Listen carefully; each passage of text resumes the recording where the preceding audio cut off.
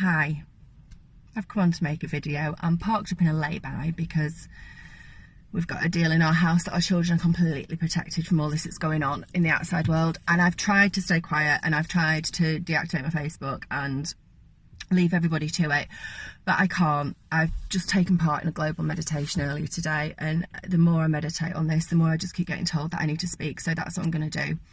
I'm not here to talk about conspiracy theories. I'm not here to talk about 5G, about global sex rings, about Q, about any rabbit hole that anybody might have gone down, because I keep getting labelled a conspiracy theorist when all I ever do is share my truth and my fact. I don't know the ins and outs of 5G. I don't know the ins and outs of global sex rings. Who does?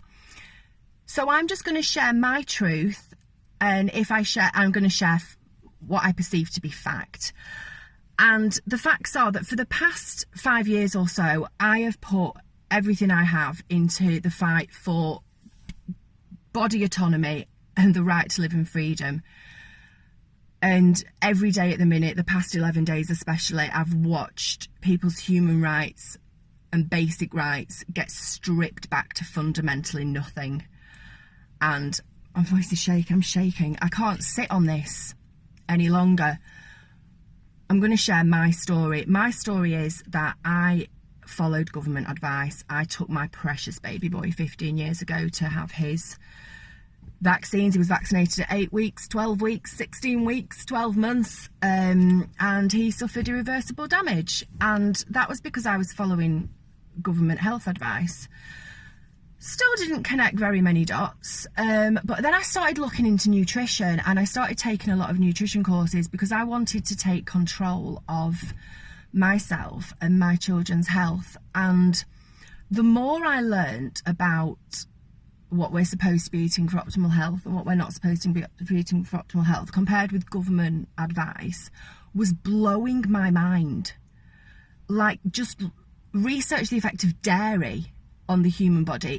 It's incredibly mucus forming, and yet we're encouraged to give it to our kids. Government advice right now on the NHS advice, symptoms of coronavirus, up your dairy intake. Worst thing you could be doing for a cough. Categorically worst thing you could be doing for a cough.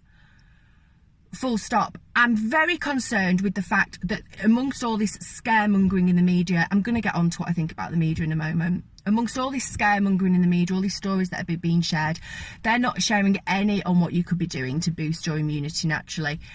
They've kept it very low key that Korea and New York City have had massive success in treating this virus with intravenous vitamin C. You know, it would have been cheaper to airdrop everybody in the world a massive abundance of vitamin C than it would have been to crash the global economy. But hey, what do I know? So, you know, take away from the fact it could be looked at a conspiracy that I don't personally believe in germ theory. Let's not forget that that's what it is. It's a theory. I've shared videos on this page. Tom Barnett's just done one that's gone viral. It keeps getting pulled down, explaining how it's impossible for you to be able to catch a virus. It's impossible that people out there right now, these healthy people that you see everywhere in Sainsbury's, when you're out on your daily walk or for your daily exercise, when you're seeing these healthy people everywhere touching shopping trolleys and everything, you're perfectly fine. Bacteria can spread. You are majority bacteria. This is another thing when it comes to the advice that you are being given. People up and down the country are slathering themselves in antibacterial gel. I've news for you. You are more bacteria than cells. When you are rubbing yourself with this stuff, you are literally destroying half of your being. I haven't used antibacterial gel once in my life. I haven't used it since all this bullshit came out. I sometimes used to use the occasional bit when I was at university and I came out of the library because students are disgusting. And that was only if I couldn't get to wash my hands. But my kids have never had it on. Up and down the country right now, people are destroying their microbiome by all this overuse of excessive cleaning of chemicals in the home. This advice that has been shared, if you are to strip it down and independently look at it, you will see that the advice you are following are by people who know nothing about health, about immunity, about disease, about any of it. I mean, when it comes to the media, follow the money trail, okay? When you've got journalists like, I mean, I'll give you an example from the anti-vax movement, but when you've got journalists like Brian Deere from the fucking Sunday Times writing the most salacious things about doctors like Andrew Wakefield, look at that. What you then need to do is look at what shares he owns, okay? Look at what company. I've news for you, a lot of vaccine makers. Follow the money. Always follow the money. It's not that hard to do.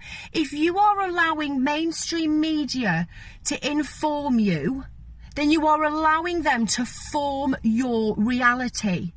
Okay, not everybody on YouTube is a crackpot. When people like Del Bigtree are sharing peer-reviewed articles, are sharing government statistics, these things cannot be viewed as conspiracy. It's where you're getting your fucking information from. When the media are picking and choosing their articles and their statistics, but when they're putting their spin on it, you're buying it. When it's coming from somebody on YouTube, you're dismissing it as a conspiracy. Do you have to be told where to look? I've been trying to get some freedom of information requests done recently from the PHE, from Public Health, and I am asking one simple question, and it's astonishing, but I can't seem to get an answer for it. I've also asked hospitals in the USA, I've been in touch with the USA and China, and still can't get it answered. My question is this: of all the people that are dropping down dead of this so-called COVID-19, don't even like saying that fucking word, it is such a bad word energetically. Just call it the virus. Of all these people that are dropping down dead of it, how many people have received a flu vaccine in the last 24 months? The reason I ask is because 2 studies that were done by the Department of Defence showed that people who had had the flu vaccine in the last 4 months were 4 times more likely to contract severe respiratory infections and a coronavirus. Again, those studies are out there for you to find. Why is nobody answering my freedom of information request? I suppose it's because they're all too busy, isn't it? Yeah. So speaking of what the media isn't telling you, how many of you out there have gone through the Coronavirus Bill Act that was passed 11 days ago? I'm speaking to you people here in the UK now.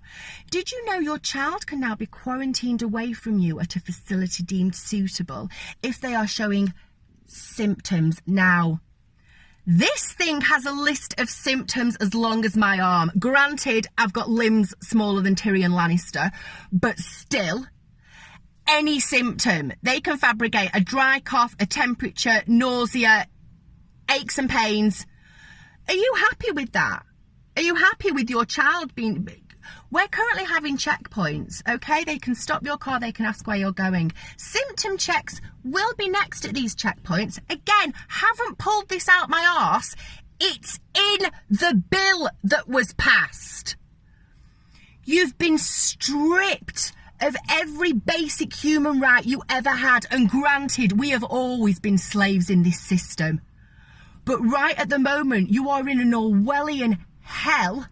And from what I can gather, the majority of you seem to be getting through it via fucking TikTok videos and watching some dumbass American shag tigers with a really weird haircut, if the memes I'm getting are like anything to go by.